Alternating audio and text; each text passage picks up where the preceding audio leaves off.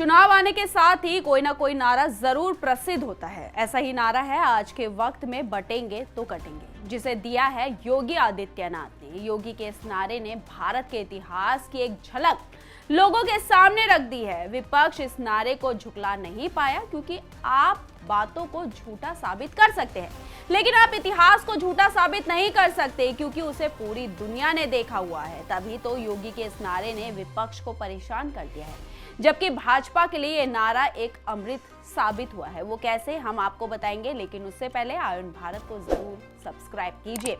नमस्कार, मैं मंजू रुधियाल और आप सभी का स्वागत है आयुन भारत में। दरअसल बटेंगे तो कटेंगे नारे के सुर्खियों में आने के बाद मुस्लिम बहुल इलाके में योगी आदित्यनाथ की जमकर ड्यूटी लगाई जा रही है। वो इसलिए क्योंकि हरियाणा, जम्मू कश्मीर में जहां जहां योगी ने प्रचार किया, वहां वहां भाजपा को बहुमत मिली। इसलिए महाराष्ट्र और झारखंड में हो रहे विधानसभा चुनाव में योगी एक दिन में 4-4 मुस्लिम बहुल विधानसभा सीटों पर रैलियां कर रहे हैं। पिछले एक हफ्ते में महाराष्ट्र और झारखंड की 10 सीटों पर योगी की रैली हो चुकी है, और दिलचस्प बात यह है कि इन सभी रैलियों में योगी सिर्फ बटेंगे तो कटेंगे के नारे पर ही अपने भाषण को सीमित रख रहे हैं। वो इसलिए क्योंकि हिंदू बंटकर वोट करता है और मुस्लिम एक होकर करता है। इसका सबसे बड़ा उदाहरण हमें 2024 लोकसभा चुनाव में देखने को मिला। लोकसभा चुनाव में साफ देखा गया कि मुस्लिम पॉलिटिकल वोटिंग करता है, जबकि हिंदू ऐसा नहीं करता, क्योंकि हिंदू बट जाता है। इसलिए हिंदू अब एक होकर वोट करे, इसलिए हिंदुओं को तैयार किया जा रहा है, और इस तैयारी में सबसे बड़ा हाथ इस नारे का भी है।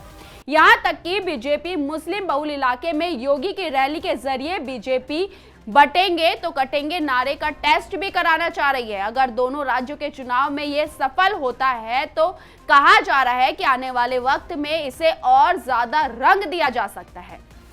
अगस्त 2024 में पहली बार योगी आदित्यनाथ ने बटेंगे तो कटेंगे का नारा दिया था। दरअसल लोकसभा चुनाव में हिंदी पट्टी जातीय ध्रुवीकरण ने बीजेपी को बहुमत से पीछे कर दिया, जिसके बाद से ही पार्टी बटेंगे तो कटेंगे नारे पर आगे बढ़ रही है और बढ़ भी रही है। अब जहां जहां योगी ने रैली की, वहां का गणित समझ लेते हैं। दरअसल 12 नवंबर को महाराष्ट्र के अचलपुर में योगी आदित्यनाथ ने रैली की है।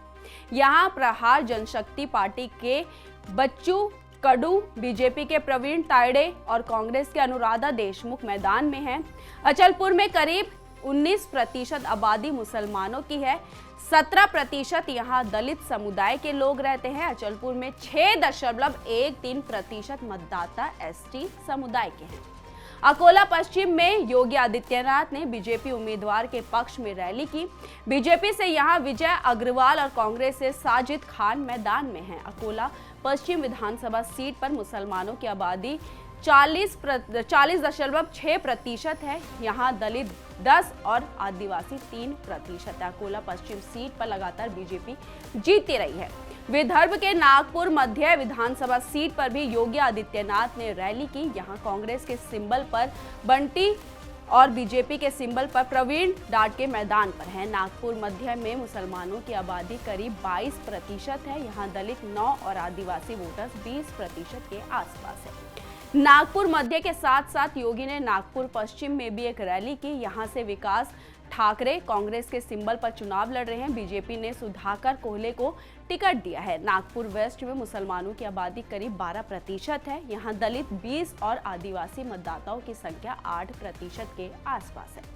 झारखंड की भवनाथपुर में योगी रैली कर चुके हैं। यहां से झारखंड मुक्ति मोर्चा के टिकट अनंत देव मैदान में हैं। बीजेपी के सिंबल पर भानु प्रताप शाही चुनाव लड़ रहे हैं। भावनाथपुर में मुस्लिम मतदाताओं की संख्या 14% है। यहाँ आदिवासी भी लगभग 14% है।